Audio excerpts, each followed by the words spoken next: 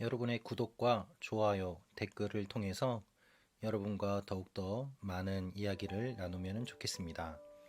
오늘은 요한계시록 10장 1절에서 11절 말씀입니다. 여섯째 나팔을 불었을 때에 무서운 메뚜기 떼가 사람들을 죽였습니다. 계속되는 심판 가운데 이제 일곱째 나팔을 불 때가 되었습니다. 하지만 본문은 일곱째 나팔이 나오지 않고 다른 장면이 묘사됩니다. 심판 가운데서 천사가 등장해 요한에게 사명을 주는 내용이 오늘 본문의 말씀입니다. 1절을 보면 그러고 나서 나는 다른 강한 천사가 구름을 입고 하늘에서 내려오는 것을 보았습니다. 그의 머리 위에는 무지개가 있고 그의 얼굴은 해 같으며 그의 다리는 불타는 기둥 같았습니다. 라고 기록되어 있습니다. 다른 강한 천사가 등장했다고 기록하고 있습니다. 심판하는 천사도 강하지만 하나님의 메시지를 전하는 천사도 강합니다. 본문은 다른 강한 천사라고 기록되어 있습니다. 하나님 외에도 강한 존재가 하나님의 백성을 지키는 것을 묘사하고 있습니다. 여러분, 주님은 강한 용사이십니다. 주님께서 부리는 천사도 강한 천사입니다. 그들은 악한 존재들과 싸워 이깁니다. 그 천사의 모습을 보면은 구름을 입고 하늘에서 내려왔다고 기록되어 있습니다. 그의 머리 위에는 무지개가 있습니다. 무지개는 약속을 의미합니다. 창세기 9장에 노아에게 주신 언약의 증거가 바로 무지개입니다. 무지개는 활을 의미합니다. 활을 걸어두어서 전쟁을, 심판을 안 하시겠다는 언약을 무지개를 통해서 알려주신 것이죠. 이제는 최후 심판이기에 하나님의 권위를 위임받은 천사가 무지개를 쓰고 구름이 등장하는데, 구름은 예수님께서 구름 타고 오신다고 요한계시록 1장에 기록되어 있습니다.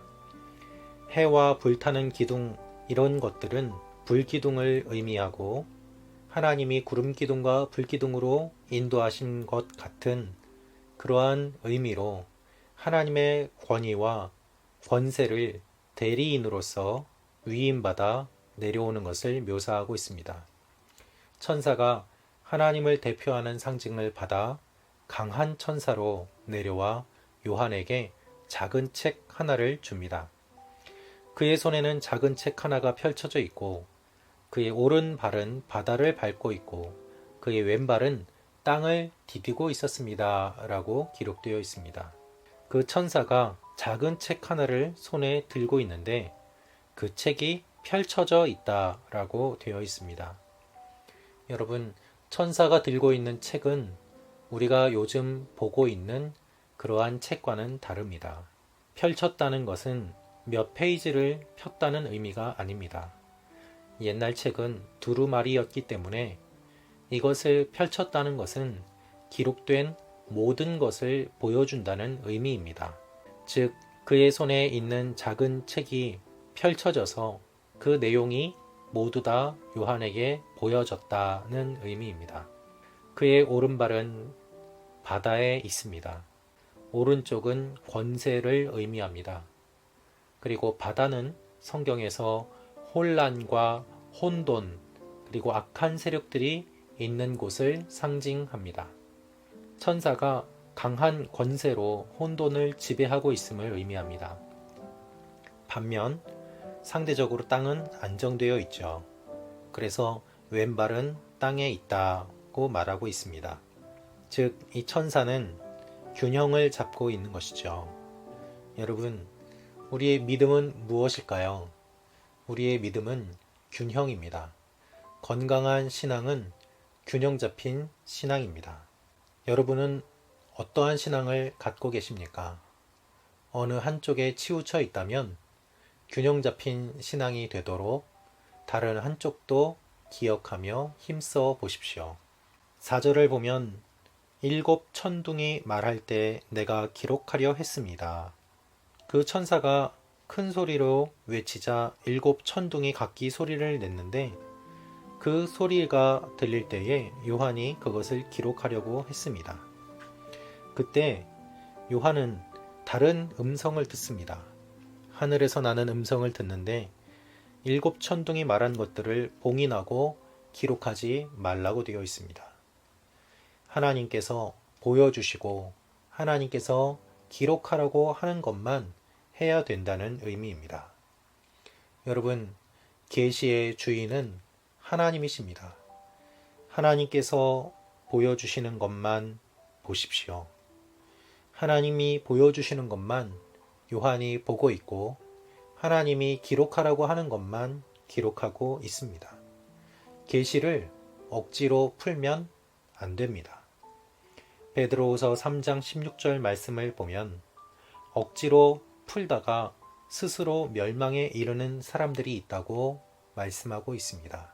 우리가 살고 있는 이 시대에도 또 그 이전에도 요한계시록을 비롯해 하나님의 말씀을 억지로 풀려고 하는 사람들이 많이 있었습니다. 그 결과 스스로 엉뚱한 해석을 하게 되고 말씀에서 벗어나고 이단이 되며 또한 이단으로 빠지는 사람들이 많이 생겨났습니다. 여러분, 이단의 특징은 무엇일까요? 이단의 특징은 억지로 푼다는 것입니다. 하나님의 말씀을 하나님의 뜻과는 반대로 엉뚱하게 해석하고 자신들의 마음대로 해석하며 그것이 마치 새롭고 놀라운 계시인 것처럼 자기들만 놀라운 비밀을 가지고 있고 하나님보다 오히려 뛰어나다고 주장하는 사람들이 이단입니다. 하나님께서 주시는 계시는 하나님의 범위 안에서 받아들이고 해석해야 합니다. 7절 말씀을 보면 7번째 천사가 나팔을 불어 소리내는 날에 하나님의 비밀이 그분이 그분의 종들 곧 예언자들에게 선포하신 대로 이루어질 것이다 라고 말씀하십니다. 하나님의 비밀이 때가 되면 선포하신 그대로 이루어진다는 말씀입니다. 8절에는 하늘에서 내게 들려왔던 음성이 다시 내게 말씀하셨습니다. 너는 가서 땅과 바다를 디디고 서 있는 천사의 손에 펼쳐져 있는 책을 취하여라. 가리셨던 주님, 기록하지 말라고 하셨던 주님이 이번에는 책을 취하라고 하십니다. 그리고 그것을 먹으라고 하십니다. 이것을 가져다 먹어라. 이것이 내 배에는 쓰겠지만 내 입에는 꿀같이 달 것이다. 본문에 먹으라고 하는 말의 의미는 개걸스럽게 먹다, 삼켜버리다, 잡아먹다는 의미가 있습니다. 요한이 말씀을 먹을 때에 갈급함으로 허겁지겁 먹으라는 말씀입니다. 그 말씀을 먹으니 입에는 달고 배에서는 썼습니다. 쓰다는 말은 괴롭다, 고통스럽다는 의미입니다. 말씀을 받는 것은 달콤할 수 있습니다. 우리가 예배 드릴 때 설교 들으면서 아멘으로 받고 은혜 받았다고 말할 수 있습니다. 그러나 말씀대로 사는 것, 말씀에 순종하는 것은 사실 매우 어려운 일입니다. 여러분, 우리는 딱딱한 말씀, 나를 찌르는 말씀에는 귀를 막습니다. 내가 듣고 싶은 말씀에만 귀를 기울입니다. 때로는 목회자에게 그것을 요구하기도 합니다. 듣기 싫은 소리를 하면 교역자를 바꾸고 목회자를 비난하기도 합니다. 우리가 듣고 싶은 이야기를 해주시오 라고 요구할 때도 있습니다. 목사로서 성도님들이 어떤 이야기를 듣고 싶어 하는지 왜 모르겠습니까? 그러나 어떻게 듣고 싶은 이야기만 전할 수 있겠습니까? 하나님의 말씀을 그대로 전하는 것이 목회자의 사명이고 또 그래서 말씀을 전하는 것이 매우 어렵고 고통스러운 일이기도 합니다.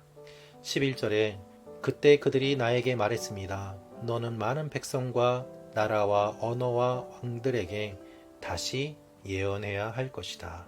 하나님은 예언하라고 하십니다. 요한은 얼마나 힘들었을까요? 그러나 여러분, 말씀대로 살고자 한 모든 사람은 힘든 삶을 살았습니다.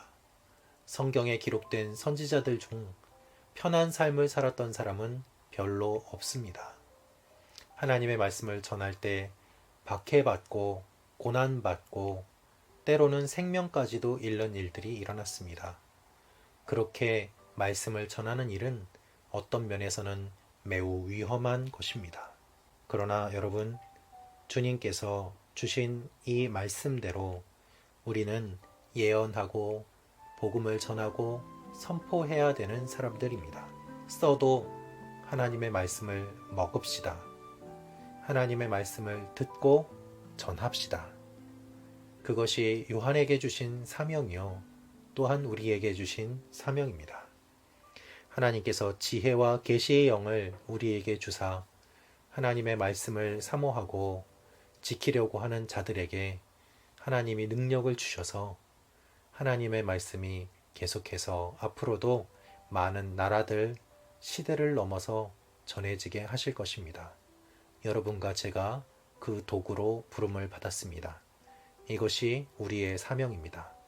땅끝까지 이르러 내 증인이 되리라고 말씀하신 이 말씀이 우리 모두에게 주어졌음을 기억하며 하나님 앞에, 말씀 앞에 바르게 사는 여러분과 제가 되기를 주님의 이름으로 축원합니다. 기도하겠습니다. 아버지 하나님, 주님의 말씀을 저희가 읽습니다. 듣습니다. 마음에 새깁니다. 그리고 전합니다. 말씀대로 살게 하여 주시고 말씀의 능력을 경험케 하여 주옵소서. 생명의 위협을 당하는 일들이 일어날 수도 있지만 이 시간에도 말씀을 증거하는 선교사님들과 목회자들을 기억하여 주시고 또한 어려움 가운데 말씀을 지키는 주님의 자녀들, 성도들 한 사람 한 사람을 주님께서 눈동자와 같이 지켜 주시옵소서. 예수님의 이름으로 기도합니다. 아멘.